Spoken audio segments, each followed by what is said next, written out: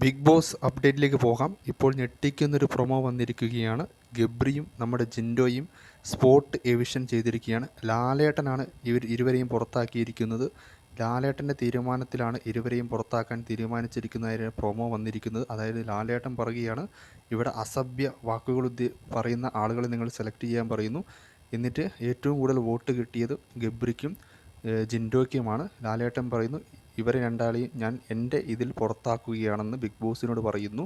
അങ്ങനെ ഗബ്രിയെയും ജിൻഡോയും സ്പോട്ട് എവിഷനിൽ പുറത്താക്കുന്നൊരു പ്രൊമോയാണ് ഇപ്പോൾ വന്നിരിക്കുന്നത്. ഇത് സത്യമാണെങ്കിൽ മാറ്റിപ്പിടിക്കലിൻ്റെ 100% ആയിരിക്കും ഇങ്ങനെ സംഭവിക്കുകയാണെങ്കിൽ. ഇതുവരെ ബിഗ് ബോസ് ചരിത്രത്തിൽ സംഭവിക്കാത്തൊരു സംഭവമാണിത്. ലാലേട്ടൻ സ്വന്തം അഭിപ്രായത്തിൽ 2 പേരെ പുറത്താക്കുന്നതായിട്ടൊരു പ്രൊമോ വന്നിരിക്കുകയാണ്. അതായത് വീട്ടുകാരെ പറഞ്ഞതിൻ്റെ പേരിൽ 2 പേരെ പുറത്താക്കുന്നു. അത് പുറത്താവുന്നത് ജിൻഡോയും ഗബ്രിയുമാണ്. ഇവർ 2 പേരും പുറത്താവുകയാണെങ്കിൽ ഗെയിം മാറും. പോരാത്തതിന് 5 പേരോളം വൈൽഡ് കാർഡുകളും കയറുന്നു.